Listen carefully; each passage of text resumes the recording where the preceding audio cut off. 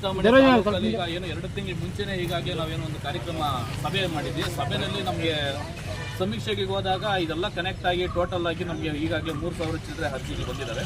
ಹಂಗಾಗಿ ಅದನ್ನು ನಾವು ಪರಿಶೀಲನೆ ಮಾಡಿದಾಗ ಸುತ್ತವಾಗಿರ್ತಕ್ಕಂಥ 800 ಚಿಲ್ಲರೆ ಏನು ನಮಗೆ ಈಗಾಗಲೇ ಬಡ ಕುಟುಂಬಕ್ಕೆ ಸಂಪೂರ್ಣವಾಗಿ ಮಾಹಿತಿ ಸಿಕ್ಕಿದೆ.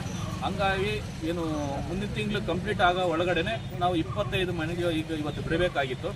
ಸಾಂಕೇತಿಕವಾಗಿ ಏನು ಇಲ್ಲಿ ನಗರದಲ್ಲಿ ಈಗ ಮಾಡ್ತಕ್ಕಂಥ ಕಾರ್ಯಕ್ರಮದಲ್ಲಿ ಈಗ ಜನಸಾಮಾನ್ಯರಿಗೆ ಅಥವಾ ಇಲ್ಲಿ ತೊಂದರೆ ಆಗುತ್ತೆ ಅಂತ ಅಂದ್ಬಿಟ್ಟು ಸಂಕೇತವಾಗಿ ಈಗ ಚಾಲನೆ ಕೊಡ್ತಾ ಇದ್ದೀವಿ.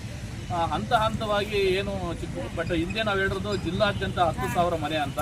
ಈಗ ಅದನ್ನು ನಾವು ಎಲ್ಲ ಕೌಂಟ್ ಮಾಡೋ ರೀತಿಯಲ್ಲಿ ಬರೀ 10,000 ಮನೆ ಒಂದು ತಾಲೂಕಿಗೆ ಸಾಕಾಗ್ತಾ ಇಲ್ಲ. ಹಂಗಾಗಿ ಅದನ್ನು ಡಿವೈಡ್ ಮಾಡಿ ಈಗ ಏನು ಒಂದು ತಾಲೂಕಿಗೆ ಬಂದ್ಬಿಟ್ಟು 3,000 ಮನೆ ಅಂತ ಡಿವೈಡ್ ಮಾಡಿ ಎಲ್ಲ ತಾಲೂಕಿಗೂ 3,000 ಏನು ಮನೆಗೆ ವಿತರಣೆ ಮಾಡ್ತಾ ಇದ್ದೀವಿ.